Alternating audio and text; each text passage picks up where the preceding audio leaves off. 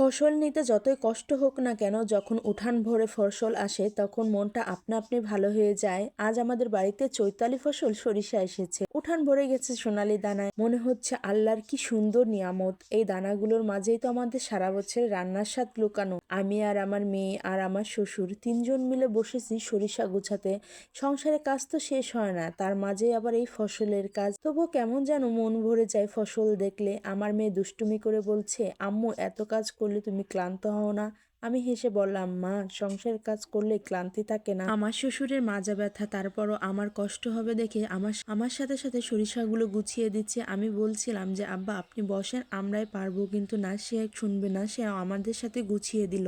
বয়স হয়েছে, তবুও কাজের সময় ওনার মনটা খুব খুশি থাকে। মাঝে মাঝে বলেন, এই কাজগুলো শিখে রাখো মা, এগুলোই আসলে সংসার। আমার শ্বশুর মাঝে মাঝে আমাকে রান্নার কাজেও অনেক সময় সাহায্য করে। উনি সবসময় আমাকে অনেক ভালোবাসে। আর আমি আমার বাবাকে রেখে আসলেও এখানে এসে আমার শ্বশুরকে বাবার মতোই পাইছি। আমার শাশুড়িও অনেক ভালো, আলহামদুলিল্লাহ। আমার সংসারের সবাই অনেক ভালো। আমার বিয়ে হয়েছে 9 বছর, এখন আমরা সবাই একসাথে থাকি। শ্বশুর, শাশুড়ি, ননদ সবাইকে নিয়ে সবাই দোয়া করবেন যেন আমার সংসারটা এভাবেই ভালো থাকে। আমার মেয়েটা ছোট হলেও সংসারের কাজে ওর খুব আগ্রহ, সবসময় আমার সাথে কাজ করে। পরের দিন সকালে রোদ উঠতেই সরিষা উঠানে নেড়ে দিলাম, রোদে শুকাতে লাগলো। আমি একদিকে রান্না চড়িয়ে রেখে আবার এসে সরিষা উল্টাচ্ছি।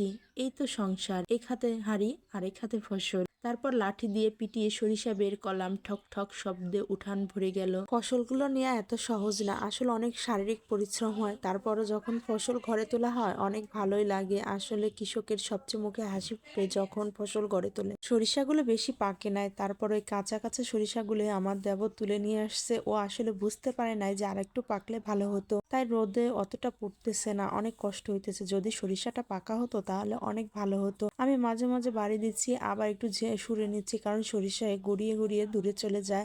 উল্টানোর জন্য যদি মানুষ পেতাম তাহলে একটু তাড়াতাড়ি হতো। আসলে কেউ বাড়িতে নেই, তাই একা একা উল্টাচ্ছি, আবার একাই বাইরে দিতেছি, আবার একাই ঝাড়ু দিতেছি। রান্না করেই সরিষা বাইরেতে আসছি। এখনো মেয়ে দুটাকে গোসল করানো হয় নাই, আমিও গোসল করিনি। ভাবছি সরিষাগুলো বাইরে ওদেরকে গোসল করিয়ে নিজে গোসল করে তারপরে দুপুরে খাবার খাবো।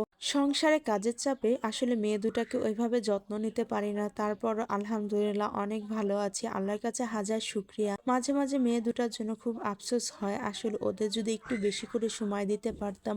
আসলে যৌথ ফ্যামিলিতে থাকলে সন্তানের প্রতি বেশি সময় দেওয়া যায় না। মাথায় ওড়না দিয়ে সরিষা বাইরেতে গেলে লাঠির সাথে ওড়না পেঁচিয়ে যায়, তাই এবার কোমরের সঙ্গে শক্ত করে বেঁধে নিলাম যাতে আর লাঠির সাথে পেঁচিয়ে না যায়। আসলে আপনারা কেউ বাজে কমেন্ট করবেন না, আসলে সংসারে কাজ করতে গেলে মাঝে মাঝে কোমরে এভাবে ওড়না বাঁধতে হয়। আসলে সংসার মানে শুধু কাজ না, সংসার মানে একসাথে থাকা, একসাথে পরিশ্রম করা আর অল্পতেই সুখ খুঁজে নেওয়া।